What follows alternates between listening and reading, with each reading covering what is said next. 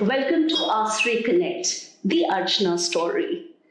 I'm Dr. Shifali Raj, and it's a privilege to introduce our esteemed guest, Miss Archana. At Aasray Connect, we honor our elders, cherishing lives that inspire and uplift us all. Miss Archana is an icon of strength and grace. I think I can say that. No, you're not really, I think. Will share her insights, and believe me, you're in for something very interesting. Health, travel, Vedic wisdom, fine arts, and leadership. She has it all. Each is a path of growth, creativity, and connection across generations. So let's be inspired by those who light the way. Welcome, ma'am, once again. Thank you so much, Shifali, for calling me in this show. And I really don't know whether I'll be able to reach up to your levels. And the amount of introduction you've given is like, I don't think so, any genuine near it. But thank you so much. You're being humble. Gracious of you. I'm very humble. Yeah. So let's begin with your leadership roles, because that's something very, very interesting, I would tell the viewers. So what is the most random but helpful advice you'd like to give about leadership throughout your journey? Okay, so this is the advice you'd like me to give to the children and to the elders? Who are stepping into leadership roles. Okay.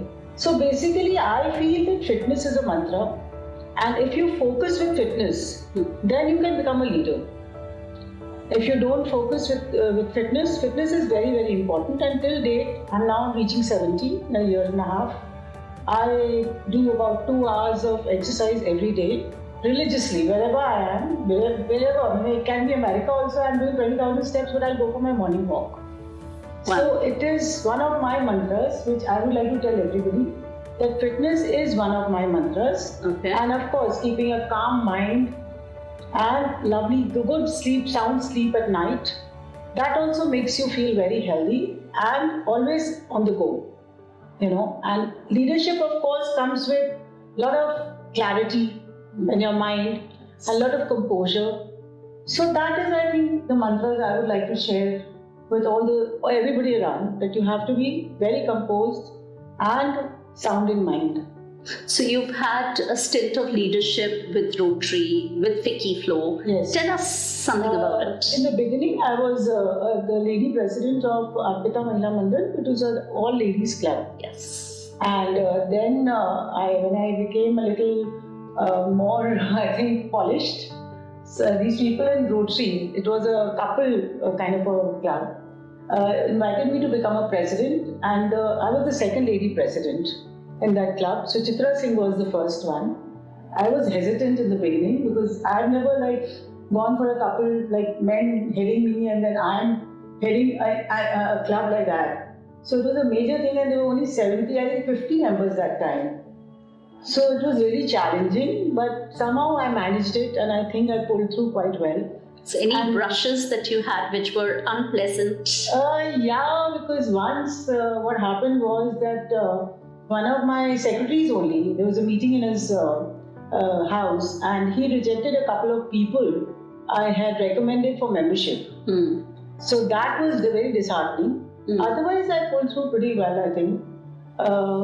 I don't think so, because my children were with me, and I had a very good secretary, Neeta Mehrotra. I think everybody knows her for her creativity. Yeah. So we pulled along really well.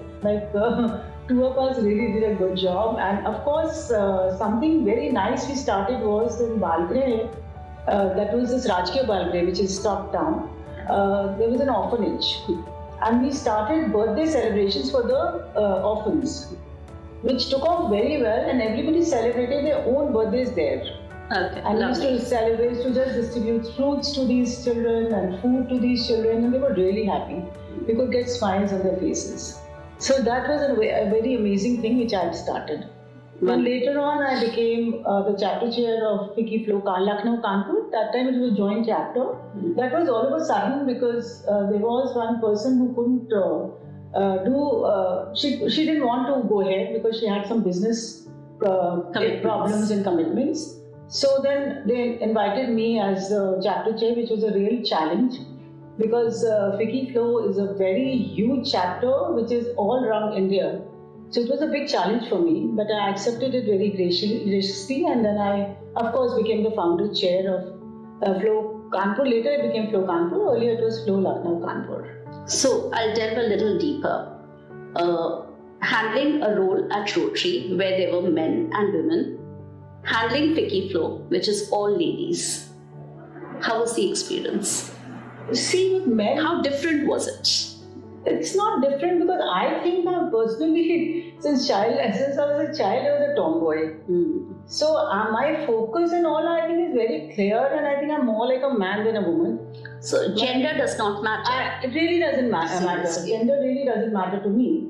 But my focus is and my clarity is more like a man, and I think I managed to do it with the clarity of a woman also. A woman has her own powers. Absolutely. And a man has his own clarity.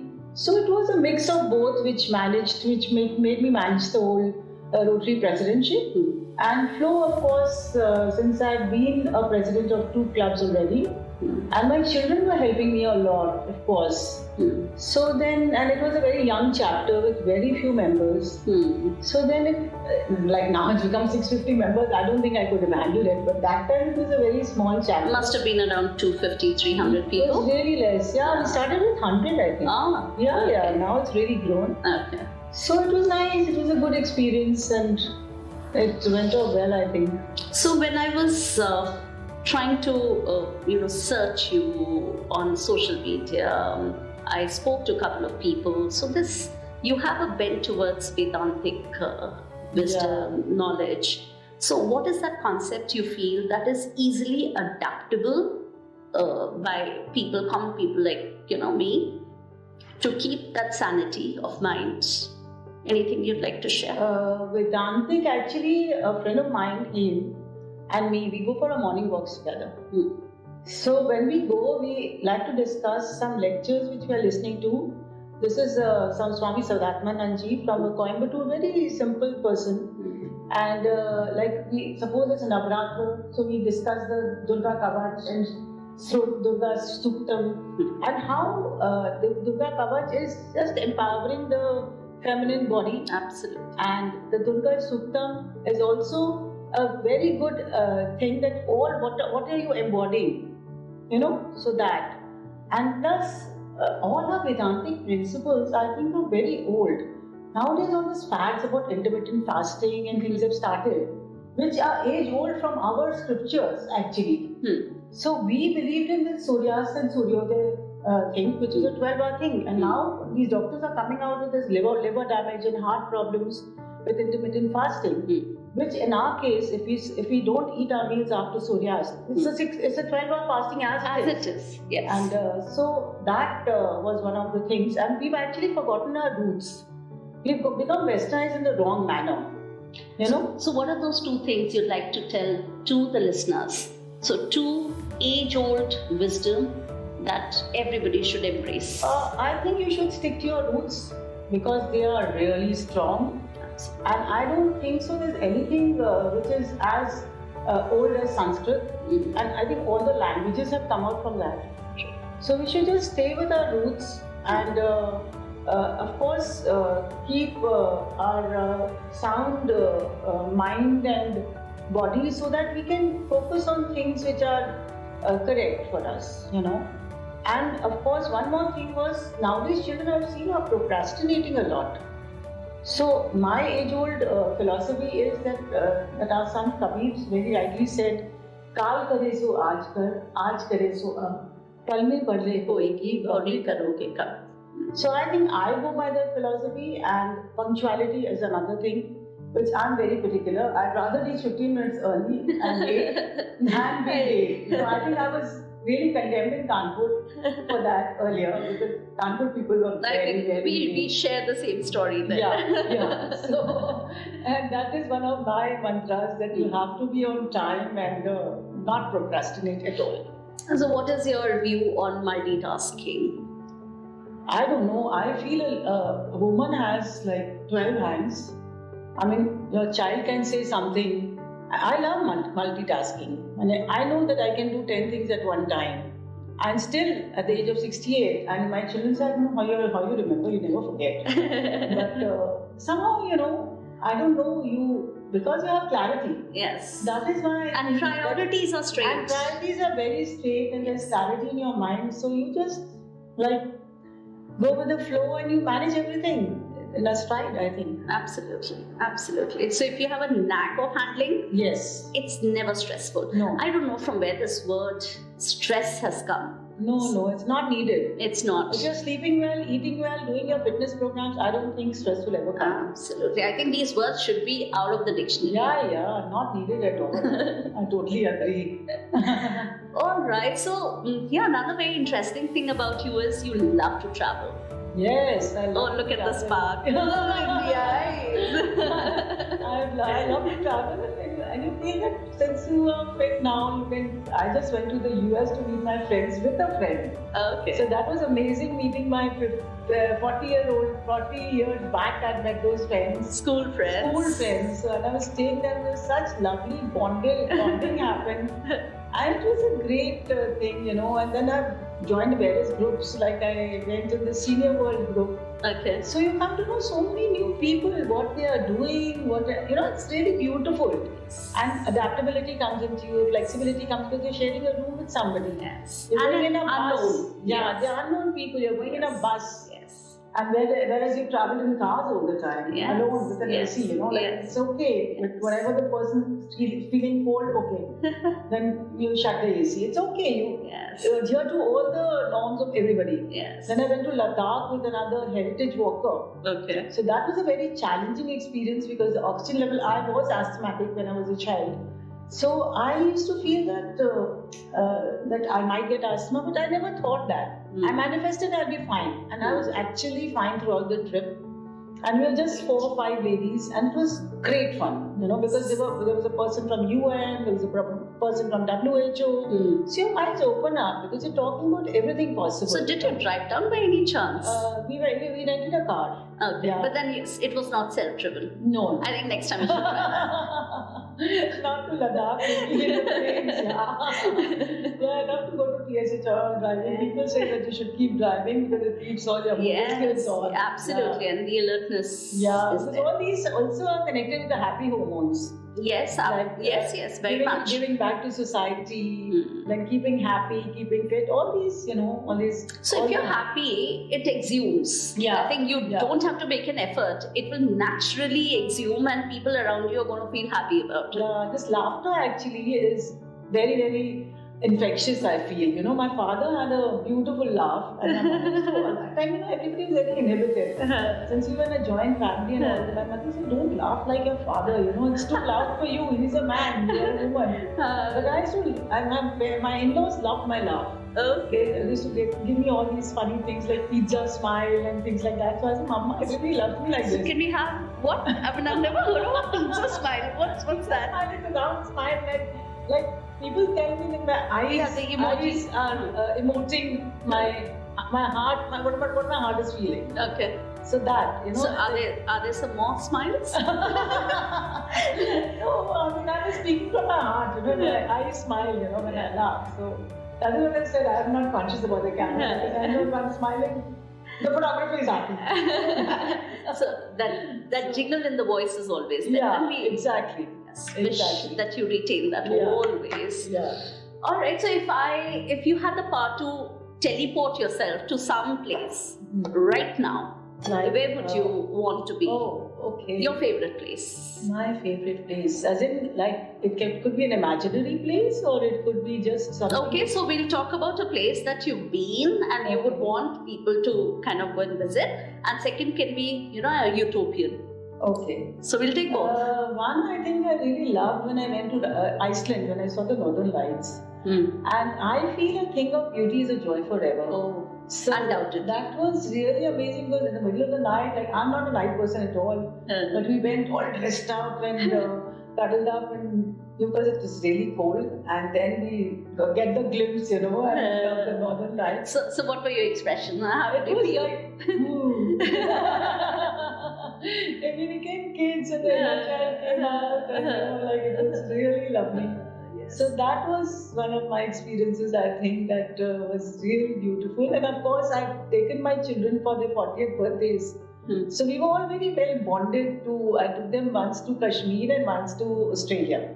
So that was a beautiful holiday, since everybody was so well bonded, and it was an experience in itself. So what's important? So if you were to give priority, would it be the company or the place? I would give the company a lot of priority. So then it takes me to my next question. Solo trip versus family trip versus all ladies trip. Where would you just go berserk?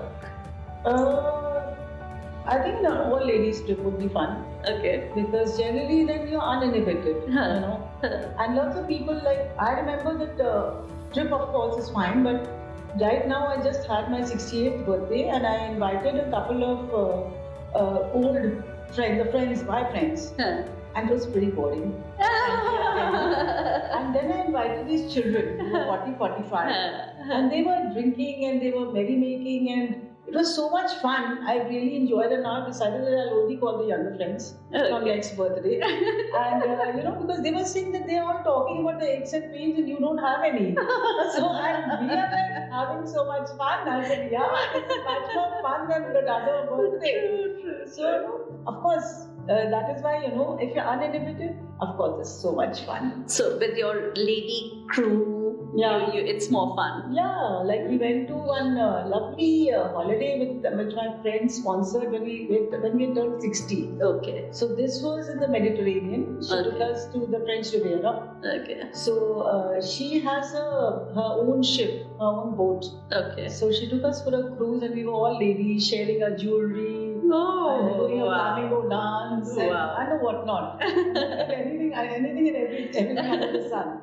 So it was beautiful. When we reached there, that Madhu told all of us, take out our pants. You're just going to be in dresses. Wear lipstick. Which you've never done, and ramp walk and all that. That's how my ramp walk journey also started, So it was great fun. It was really amazing. Carefree. Yeah, carefree.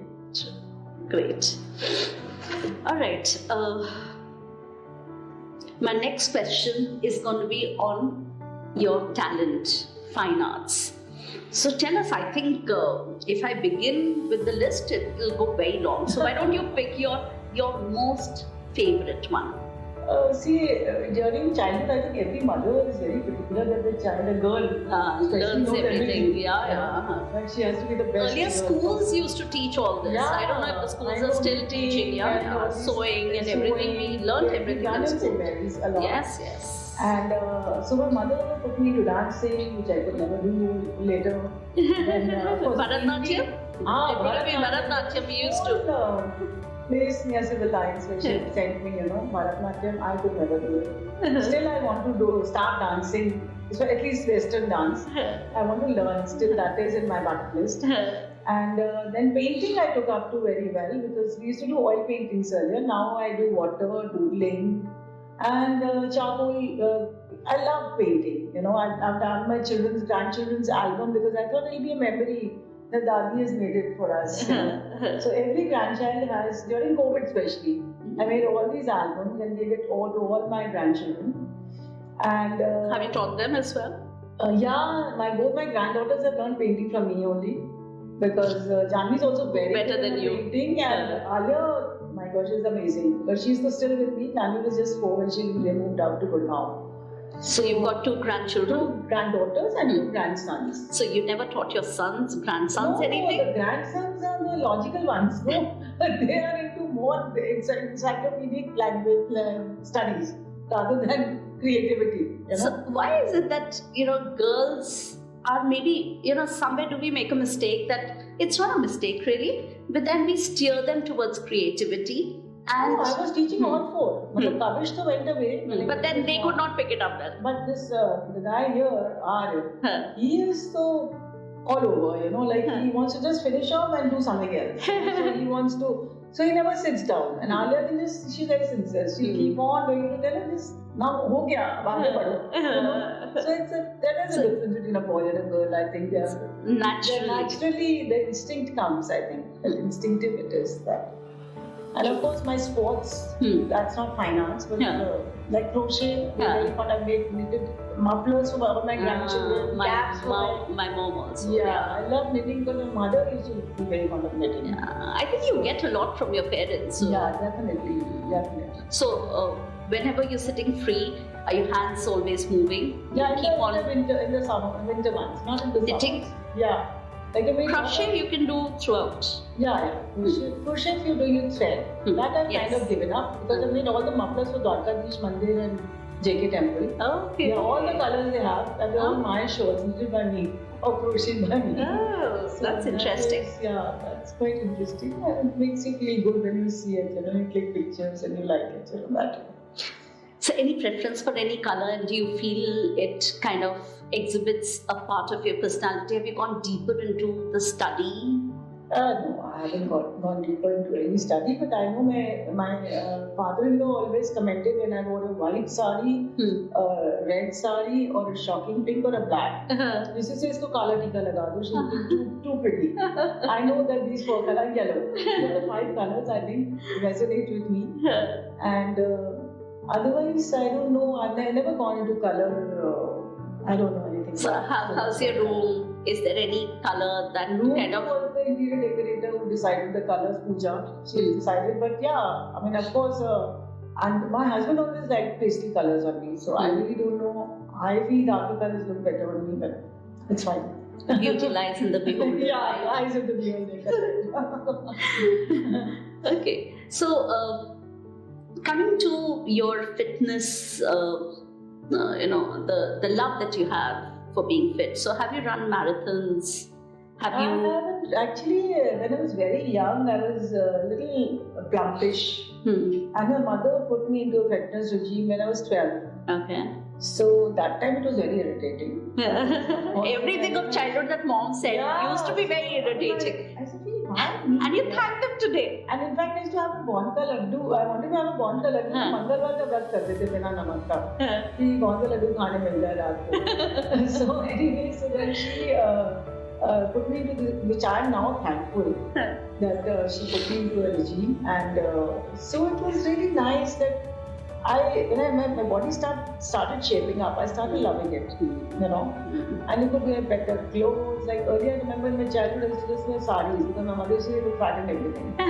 So now I can wear dresses. I even wore skirts in that trip of yours. Yeah. So then there was a back to school here in Rotary, so I wore that skirt again, and that was my daughter-in-law's honeymoon skirt. Oh my god! Oh my god! So that was really exciting, So it was good that you live now an uninhibited life, but the grains were laid by my mother that you became fit, So as you, let's say you're 68, yeah? So how do you see yourself when you're 80? I don't know. My son keeps telling me to put a lift. I said, no, I'll be fine till 80. So don't put a lift. So I think I'll be pretty okay because just the way you are. Just the way I am. Because actually I don't want to go to the hospital. Like people ask me what doctors, I really don't know any doctor in town. And what they are good at. Me too. So thankfully, by God's grace, I'm really humbled that I think my karma of sickness was in my childhood, thankfully, when my immunity was stronger. And I feel that I'm quite fit now and I'll stay okay, I don't know, till whatever age God wants me to. So any piece of advice you'd like to give to people who are, let's say, 75 or 80? Anything you'd like to tell them to be cautious of? I just feel that you should if you're like going into Facebook and Instagram, you should always, I joined this group Fitness Over 60. And when you see these people working out, you feel that, you can just... difficult to match them. Yeah. Yes. So there's more motivation, So if you keep on seeing something better, I feel when you go to America, you see people running, and there was another lady just now had gone for a bar class in Boston just recently when I visited the US. So this lady was 75 years old and she was dragging her feet. She could literally not walk, but she did the whole bar class right in the front row. And she biked and came and she went back biking. Oh. So these are amazing, and you have to look up to people who are better than you. Yes, so though there's a lot of obesity abroad. So you have to be blessed. Be blessed that God has given you that kind of a body to be fit. And of course you're working out. Like I do about half an hour meditation, 2 hours of exercise, cardio, strength training, yoga, everything. So it has to be a mix of everything, and to keep you fit. I feel. I don't know. Any quick recipe, maybe a probiotic food that you'd like to I believe in recommend? plant-based food. I don't go for any medicines. Like if I have a stomachache, I'd rather go for ajwain ka pani than a pudina ra even. Kala namak and ajwain. Yeah. So I mean, I don't know. I think mine are more natural and more nature-based. So I'd like to know more about them. See, this person who, when I was, during COVID, I think Aarti had called Karan Kakkar over. And that person really, I was always into this plant-based thing, but he really motivated me because I was suffering from a lot of allergy problems. Okay. And he just, and I followed him through the tea, And within 2 months, my allergies became okay. So I was highly impressed. Because these are all time-tested recipes. And not natural foods which are making you do. Like you don't have a calcium medicine, but you have safed til. Things like that, which have gone a long way. So kanji kind of a person? You're more of a kanji? No, I don't have so much khatta, although I was crazy about khatta. The children came to know that I was fond of cheese. I never had cheese in front of them. So, things which are tucked away for you. Yeah, like chocolates I love ice creams. But you have my JG always said 80% good food and 20% bad food. I think that is my mantra, that you should, of course, not make your body like that you can't eat anything when you're traveling. But of course, you should binge a little, and most of it is good food and plant-based. Do you cook? Yeah, I love to cook. So what is your favorite cuisine? I like South Indian a lot. Cooking or eating? Cooking. Oh, cooking. Cooking, so I like all this continental stuff. Indian also. For myself, I like cooking for myself because I like to put very little oil and I cook in water mostly. Seriously? Yeah. And does it taste good? It tastes excellent because I keep on changing the masalas and putting it. So I'm coming over for Yeah, sure. But if you like that, with my cook. And my salads, I love. I love. I prefer a rainbow plate, because I like all the colors to be there, Yes. To give me all the vitamins. Yes. Eyes also eat. All our sense organs kind of should be in for a treat. It's a different taste. Like every salad, every day is the same salad, but it's got a different taste. Because they're putting different recipes every day. Yes, I think that makes a difference. Yeah. Lovely. I think I can go on and on and on asking you. I wish we could do a session where you teach us a few good recipes. Sure. And one day maybe, we surprise you at your workout place and see anything you'd like to share about your life. Anything that I've missed asking. I'm sure I would have missed a lot of things, but then anything that you'd like to. I really don't know. I think you've covered most of it. But I would say that, of course, I had very good friends. I had lovely children. And my parents, my in-laws, everybody really supported me throughout. And I'm so blessed. And I think gratitude is, the key. Recently I just had my puja shifted to my room. Okay. And when I get up in the morning, I just pray to God that everybody, I'm blessed by such beautiful family, beautiful servants, lovely servants, and everybody around me. They're so beautiful. And I find a great change in me. After I've started doing this attitude of gratitude, yes, I'm feeling more abundant from within. That's the purpose. And so I'm feeling very good about it. I think living in abundance and of course attitude of gratitude are very, very important in life. I think this wraps up the talk show just so aptly. Thank you so much, Archana. I've written a quote on this philosophy of Vivekananda. Please. Which is very nice, and I would like this Swami Vivekananda very rightly said, nothing is done in a day. Religion cannot be swallowed in the form of a pill. It requires hard and constant practice. The mind can be conquered only by slow and steady practice. So I think this is the importance of meditation and yoga in Vedantic practice, which I'd like to convey to you. Thank you. Thank you very much. Thank you. Let's celebrate it. Cherish it. Thank you so much, Shivani.